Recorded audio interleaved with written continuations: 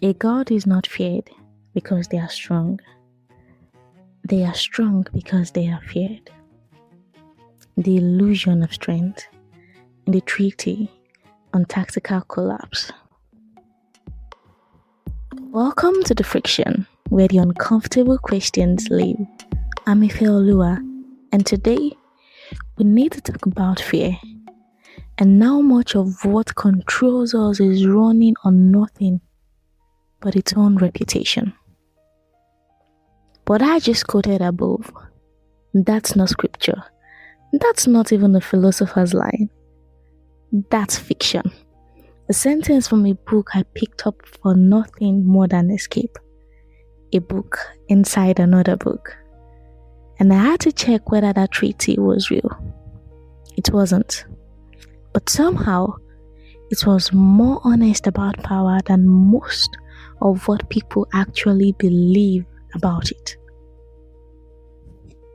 Here's the trick. Once you see it, you can't stop seeing it.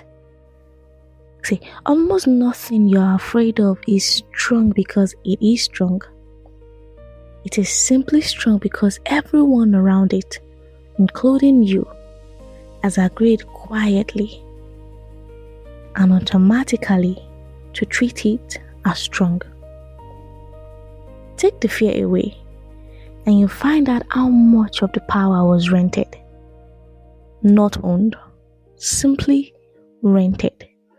A title can be rented, an office can be rented, a reputation can be rented, even authority can be rented. And the strange thing about rented power is that it often looks permanent while everyone else keeps making the payments.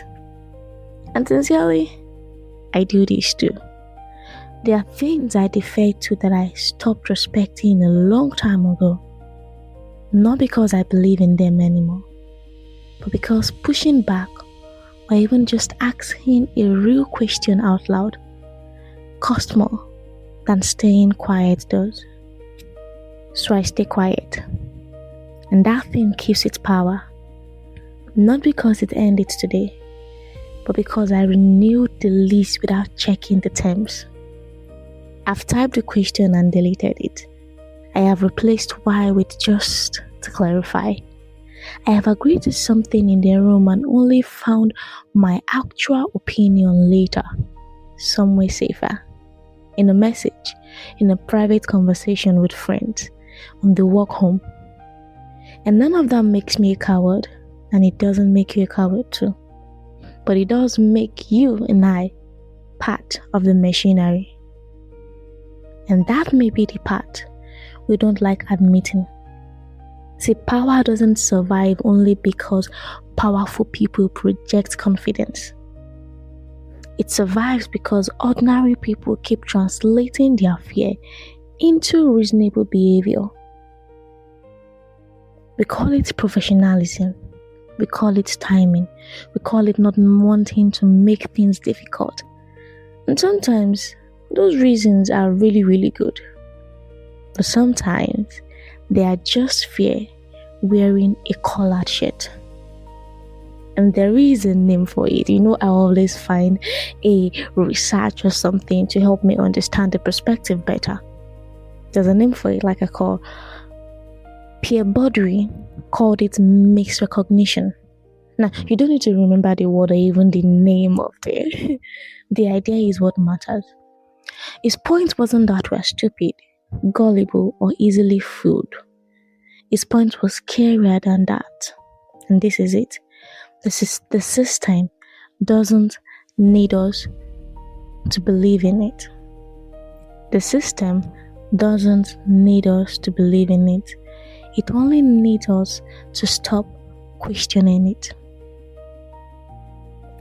Once something feels natural, the way things are, the way things have always been done, nobody has to convince you of anything ever again. You do the enforcing yourself. You correct your own tone.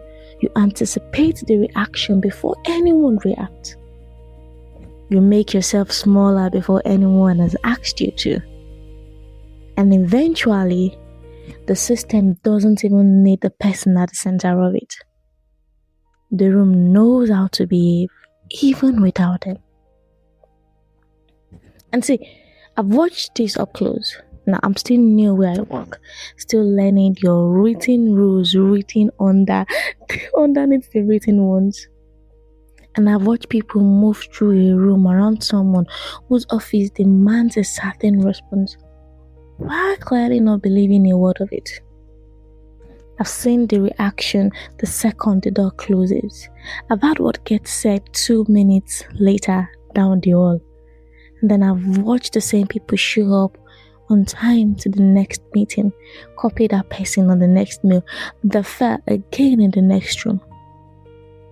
Nobody there was food. And that's what got me. See, the belief wasn't real, and the compliance followed it anyway. The belief left the building years ago. The compliance never just got the memo. Or maybe it got the memo and decided the risk wasn't worth it. And I know that calculation because I make it too. See, the room doesn't need to respect someone for the person's presence to control the room. It only needs everyone to remember what might happen if they stop behaving as they do.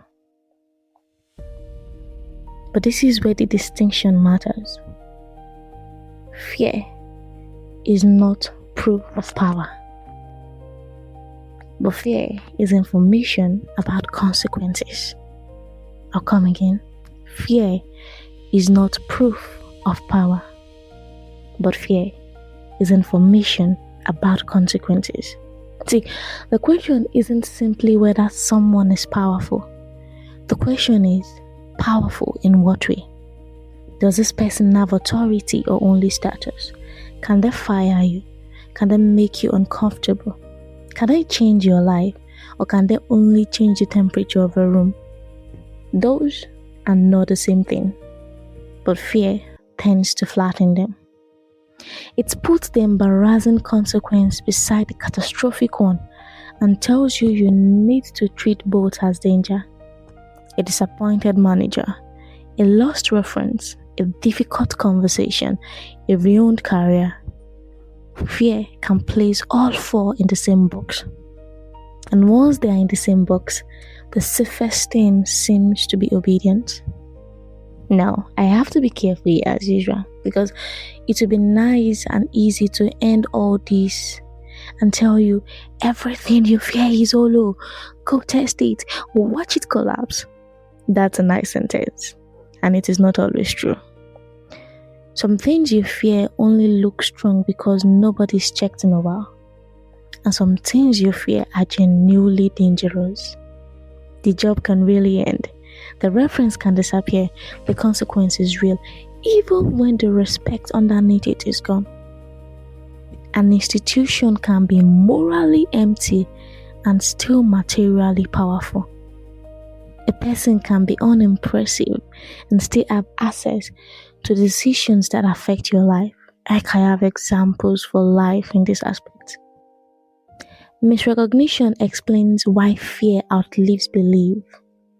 It doesn't promise that the fear is fake. It only tells us that belief and compliance can't separate. People can stop respecting an authority long before they stop obeying it. So the instruction isn't test everything, fear nothing. Nope. It's smaller and harder. See, stop assuming you already know which is which. Ask what kind of power you're dealing with. Ask what the actual consequence is. Ask whether the danger is immediate, possible, exaggerated, inherited, or simply familiar. You don't have to confront every threat, but you should know whether you are responding to it or the memory of it. And maybe the goal isn't to become fearless. See, fear has a use. It can tell you to prepare. It can tell you to document what happened. It can tell you to save money before you speak. It can tell you to find another job before you resign. It can tell you that the confrontation needs a plan. But fear should be a signal, not a sovereign. It should give information without automatically making your decisions for you. Because there's a difference between respecting a consequence and worshipping the person who can cause it. You can acknowledge that someone can hurt you without pretending that they are wise. You can move carefully without calling the danger sacred. You can protect yourself without confusing self-protection with belief. Somewhere between this has no real power over me and this can actually hurt me is a question most of us stopped asking a long time ago. Not because we found the answer, but simply because we got tired of holding it open.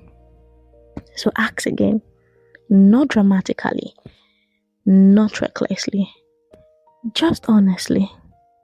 What still has teeth? And what's just been standing on the good name of a fear that expired years ago? Because the point isn't to become fearless. It's to stop lending your fear to things that no longer deserve it. That's the friction for today. Sit with it. Share it with someone who is still bowing to something that lost its power a long time ago.